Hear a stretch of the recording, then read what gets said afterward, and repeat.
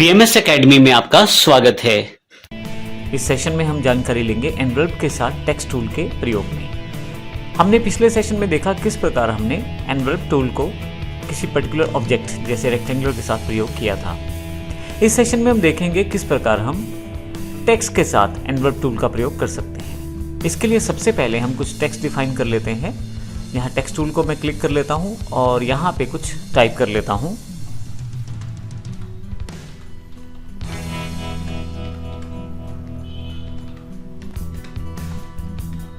मैं यहाँ स्मार्टो system student type कर लेता हूँ और फाइनली साइज़ को थोड़ा सा बड़ा कर लेता हूँ। जूम कर लेते हैं ताकि ज़्यादा क्लैरिटी से हम इफेक्ट्स को देख पाएँ। अब इस पे यहाँ पे मेरे पास एनवेलप टूल मुझे प्रयोग करना है इस टेक्स्ट के साथ। इसके लिए मैं एनवेलप टूल सेलेक्ट कर लेता हूँ। क्योंकि टेक्स्ट मेरे पास ऑलरेडी सिलेक्टेड था तो एनवेलप टूल ने उस पर्टिकुलर टेक्स्ट को सिलेक्ट कर दिया है। आप देखेंगे छोटे छोटे यहाँ पे नोट्स के रूप में डॉट्स अवेलेबल हैं, जिनका प्रयोग आप इस पर्टिकुलर टेक्स्ट को मॉडिफाई करने में कर सकते हैं। आप देखेंगे यहाँ पे 3 option straight line mode, single arc mode और डबल आर्क मोड भी एनेबल हो गए हैं। और अभी जो फर्स्ट ऑप्शन है वो इस वक्त इनेबल्ड है। अनकंस्ट्रेंट मोड इस वक्त मेरे पास प्रयोग में है, बाकी तो तीनों जो हैं इस वक्त प्रयोग में नहीं हैं। तो सबसे पहले अनकंस्ट्रेंट मोड में आप किसी भी नोट को कहीं से भी पिक करके आप मॉडिफाई कर सकते हैं अपने टेक्स्ट के स्टाइल को। आप देखें कुछ इस तरह से आप कहीं से भी किसी पर्टिकुलर नोट को मॉडिफाई कर सकते हैं।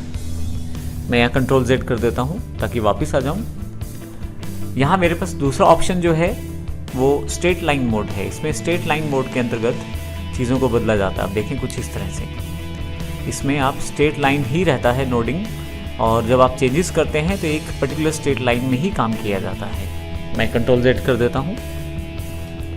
नेक्स्ट ऑप्शन आपके पास यहाँ पे सिंगल आर्क मोड है। सिंगल आर्क मोड में आप एक सिंगल साइड से आर्क की तरह डिजाइन कर सकते हैं अपने टेक्स्ट को, कुछ ऐसे।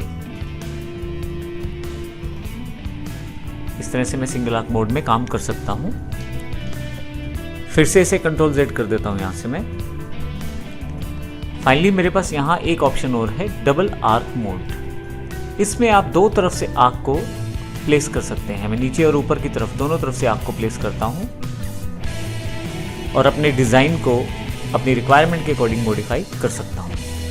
तो इस तरह ना केवल हम एनवेलप टूल का प्रयोग सिंपल शेप्स को मॉडिफाई करने में कर सकते हैं, बल्कि टेक्स्ट को मॉडिफाई करने में भी कर सकते हैं, जिसमें आप डिफरेंट टाइप के टेक्स्ट डिज़ाइंस बना सकते हैं और कोरल ड्रा की डिज़ाइनिंग में इसका प्रयोग आप कर सकते हैं। यदि आप इन प्रयोग किए गए टेक्स्ट डिज़ाइन को नहीं चाहते तो आप यहाँ से इसे हटा भी सकते हैं क्लियर एनवेलप के द्वारा। मैं इसे क्लिक कर देता हूँ तो एनवेलप का जो प्रॉपर्टीज हैं या जो ऑप्शंस हैं वो वहाँ से हट गई हैं और इस वक्त हमारे पास नॉर्मल टेक्स्ट वापस आ गया है।